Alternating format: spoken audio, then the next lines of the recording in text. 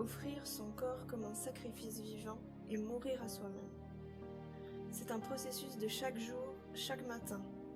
Il n'est pas dit offrir une fois son corps en sacrifice, une fois pour toutes, mais un sacrifice vivant. Cela implique la vie, le mouvement. C'est un processus qui doit se réaliser quotidiennement. En parallèle, on est aussi appelé à mourir à soi-même. Ces deux versets donc se complètent. Mais mourir à soi-même chaque jour, se sacrifier chaque jour, qu'est-ce que ça signifie? Ça veut dire choisir de ne pas agir selon nos propres désirs, mais selon le cœur de Dieu. Cela veut dire chercher l'intérêt de Dieu avant le nôtre. Nous sommes très enclins à l'oublier et nous agissons sans trop réfléchir à cela dans nos actions quotidiennes. C'est pour cela que Jésus nous appelle à mourir à nous-mêmes chaque jour. Ce n'est pas une chose innée à l'homme, c'est pourquoi la Bible nous le rappelle. Nous parlons ici des versets de Romains 12, 1 dans le Nouveau Testament, qui dit que on est appelé par Dieu à offrir notre corps comme un sacrifice vivant, saint, agréable à Dieu, et cela sera un culte raisonnable de notre part pour Dieu. Et aussi mourir à soi-même dans Galates 5, verset 24, dans le Nouveau Testament aussi. Ceux qui sont à Jésus-Christ ont crucifié la chair avec ses passions et ses désirs. Par contre, cependant, un sacrifice n'est pas un simple don ou un cadeau. Un sacrifice est un effort, une peine volontairement acceptée en vue d'une cause spécifique.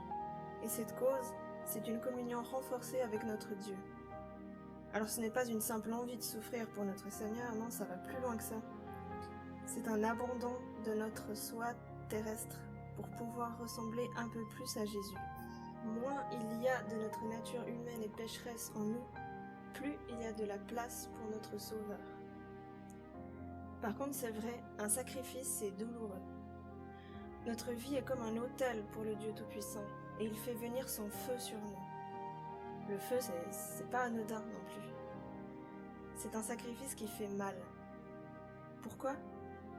Parce qu'il nous demande d'avoir un code de vie exigeant et il va contre notre nature humaine terrestre. Il nous demande par exemple de nous priver de certains biens et richesses de cette terre, d'abandonner notre propre volonté au profit de celle de Dieu, d'avoir des réactions parfois contraires à notre nature lors de certaines situations.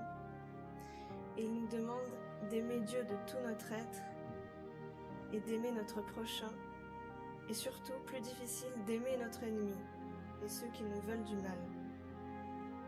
Mourir à soi-même implique de dire non à la vengeance, d'accepter des situations qui nous semblent injustes parfois, et d'accepter que Dieu semble parfois ne rien faire, et d'accepter son temps. Parfois, ce sera un sacrifice de louange, que même au milieu de nos problèmes et de nos épreuves, alors que tout en nous aurait juste envie de se taire et de se terrer dans un coin, un sacrifice de louange, on choisit d'élever la voix, de louer Dieu malgré justement toutes nos épreuves et nos difficultés du moment. C'est choisir aussi de faire fi de ce qui se passe dans notre vie terrestre et de se concentrer sur Dieu. Mourir à soi-même, c'est aussi se faire violence pour résister aux désirs de la chair. Comme l'apôtre Paul le dit dans la lettre aux 1 Corinthiens, chapitre 9, verset 27, « Je traite mon corps durement, je le tiens assujetti. » C'est bien parce que c'est contre une certaine nature humaine qu'on doit agir que Paul nous dit ça. Mais c'est avant tout un sacrifice par amour. On ne peut pas le faire complètement et être bouillant pour Dieu si nous n'avons pas un réel amour pour notre Dieu. Et c'est cet amour qui appelle à ce sacrifice. Et c'est par ce sacrifice vivant que l'on pourra entrer dans une communion encore plus forte avec notre Seigneur. C'est par ce sacrifice vivant qu'on peut s'approcher du trône de Dieu. C'est par ce sacrifice vivant que Dieu nous révèle sa puissance, sa grandeur, sa gloire, son amour dépassant toute chose. Jésus lui-même est passé par le sacrifice ultime pour que nous puissions être pardonnés sans devoir nous aussi passer par la mort.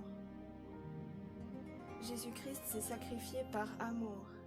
Il l'a souffert, à l'extrême même, il a eu peur, il a eu mal, il a été angoissé, il a pleuré, mais par amour il l'a fait. S'il ne nous aimait pas, il n'aurait pas été jusque-là. Même si c'était douloureux, extrêmement même, ça n'a pas enlevé le fait que c'était ce qu'il devait faire et que c'était la volonté de Dieu. Grâce à ce sacrifice, nous n'avons pas besoin de mourir physiquement, mais nous sommes appelés à être des sacrifices vivants, à mourir à nous-mêmes, à notre nature trop humaine chaque jour. Et c'est cela aussi porter sa croix. C'est aussi référence à ce sacrifice. Chaque matin, chaque jour, on porte notre croix, on sacrifie ses propres désirs au profit de ceux de Dieu en fait. Alors cela fait parfois mal de renoncer à certaines choses, mais je vous assure, ça en vaut la peine. Le bénéfice que l'on tire vaut largement ces douleurs. Si nous voulons aller plus loin avec Dieu, demandons-nous et demandons-lui qu'est-ce qu'on doit encore sacrifier pour lui. Qu'est-ce qui dans notre vie prend une place trop importante que Dieu devrait plutôt occuper?